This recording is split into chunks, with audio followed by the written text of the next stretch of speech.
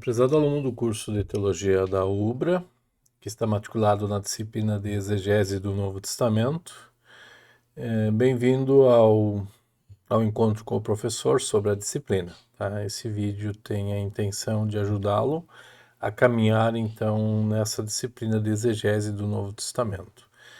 Você tem aqui, então, a página inicial, o novo ambiente aula, tá? Onde você tem um vínculo então com a disciplina e vai caminhar através dela numa trilha pedagógica que é proposta pelo curso, né? Então vamos aos módulos, né? Você já deve estar inteirado pelos módulos, né? Onde você então tem acesso à estrutura da disciplina com seus temas, ok? O plano de aprendizagem, certo? Os fóruns de interação e apresentação de dúvidas estão aqui para lhe ajudar, tá? No sentido de facilitar, né, então o diálogo e a conversa, tá? Com o curso, certo?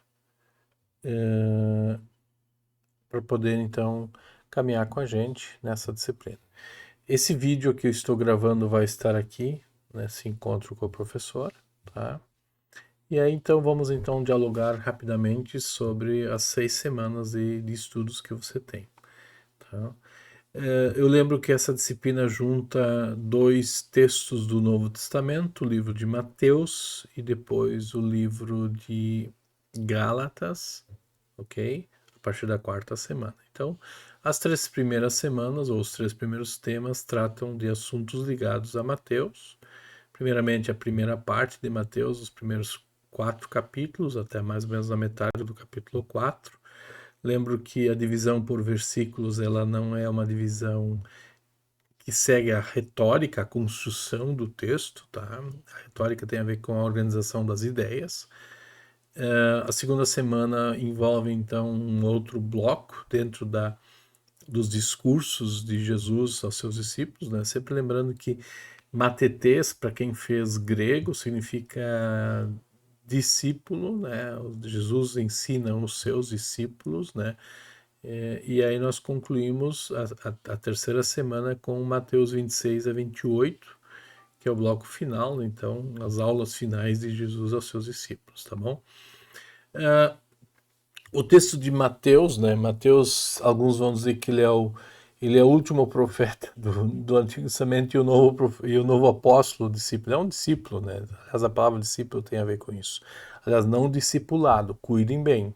A Bíblia não tem a palavra discipulado, só discípulos, né? Fazer discípulos lá no finalzinho de Mateus. E não fazer discipulado, tá? O que se quer, né? O livro de Mateus nos ajuda a perceber isso, que a autoridade continua sendo a autoridade de Cristo e não Jesus não transfere essa autoridade para alguém outro, tá? Por que isso é importante observar em Mateus? Porque desde Gênesis, né, passando todo o Antigo Testamento, né, a autoridade sempre está nas mãos de Deus, certo? Tanto é que o Evangelho de Mateus nos ajuda a perceber isso. A autoridade não está nas mãos, por exemplo, dos discípulos, né? Quando Pedro confessa que Jesus Cristo é o Messias, o prometido, Jesus vai dizer que isso é de autoridade divina, foi o Espírito Santo que o revelou.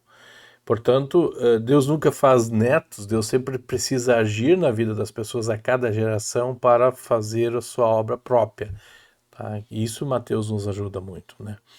Eu lembro que nós temos, então, entre a primeira e a segunda semana, nós temos, então, a sistematização dessas aulas na atividade prática número 1, e depois, na terceira semana, nós temos a objetiva número 1, que engloba, então, a leitura mais detalhada em alguns momentos de Mateus, né? Pena que nós não temos uma extensão, né? Mais aulas sobre, para entendermos, então, como Jesus ensina aos seus que Deus continua presente e ativo na sua história. Deus não abandona os seus, tá? E essas são as 3 primeiras semanas, então, da disciplina de exegese do Novo Testamento. Depois nós vamos para o segundo bloco, né, que envolve então as semanas 4, 5 e 6. E aí nós olhamos para Paulo, que escreveu a carta aos Gálatas, né? A carta aos Gálatas é, sem dúvida, talvez a carta mais bem retoricamente organizada, né? Organizada significa colocar de tal forma que as ideias, né, sejam, digamos assim, anunciadas, né?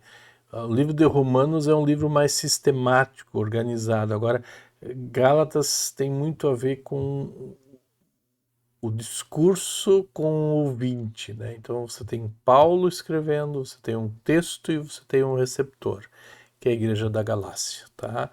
E isso é interessante, tá?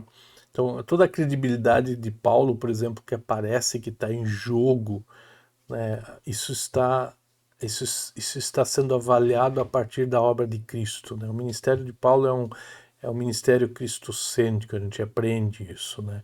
E aí nós temos então a argumentação inicial, né, nos primeiros capítulos de Gálatas, passando então pela credibilidade de Paulo, que é cristológica, né? Então Gálatas 2 a 4, e conclui com Gálatas 5 até o final, até o 6, onde o Espírito Santo está presente na vida e continua presente na história da humanidade, né? Então, lembrando que assim como nós já vimos em Mateus, aqui em Gálatas nós também temos um testemunho de que Deus continua ativo, agora em categorias diferentes.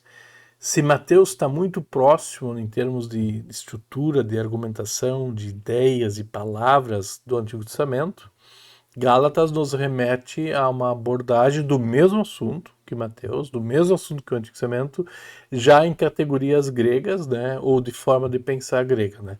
A região da Galácia é uma região que pode ter uma ascendência judaica, alguns vão achar muito próximo ao judaísmo, né, que poderia nos aproximar de Mateus, mas é uma forma grega de organizar as ideias. Até que a organização retórica da carta ela é bem grega, tá? Um leitor grego, um ouvinte grego, estava treinado a acompanhar aquele tipo de raciocínio. Isso é importante, vocês que querem articular, né, os textos, né, com as pessoas, vocês precisam perceber isso, se dar conta disso, né? Então nós temos diante de nós o texto, nós sabemos quem escreveu e nós não sabemos quem ouviu, mas sabemos que são irmãos da Galácia, no caso de Gálatas, tá? Então quando vocês vão traduzir isso para as pessoas hoje, vão se esforçar em dizer a mesma coisa que Deus nos diz nas cartas, né? Vocês vão ter que fazer um belo exercício, né, de causar impacto no ouvido das pessoas, tá certo? Isso é importante. Então, quem quer estudar teologia, como vocês e eu estamos estudando, nós temos que nos dar conta disso, né? Nós somos teólogos, manuseamos a palavra de Deus em função de pessoas, tá? E é exatamente isso que a gente faz quando a gente aprende uma exegese. Então, nós terminamos a disciplina com a P2, né, na sexta semana, né, e vocês têm aqui a pontuação toda, né? E aqui é uma novidade, vocês estão vendo o link para AS e AF eventual, né, se precisarem, mas não pode ser feito no computador, não vai ser feito no computador, vai ser feito no Polo. Vocês precisam fazer a prova no Polo. Mas a nota vai estar aqui porque a gente vai enxergar a prova que vocês fizeram, né? Isso é bom para mim, isso é bom para vocês, né? Isso é bom para a coordenação e assim por diante, tá bom? Então, dentro dessa caminhada, nós estamos aqui com mais uma disciplina, então. Espero que esse vídeo tenha sido útil para você, né, para você poder ser apropriado da disciplina e também ter uma orientação para o estudo dos 6 temas da exegese do Novo Testamento. Que Jesus acompanhe a vida de vocês até qualquer momento, se Deus quiser.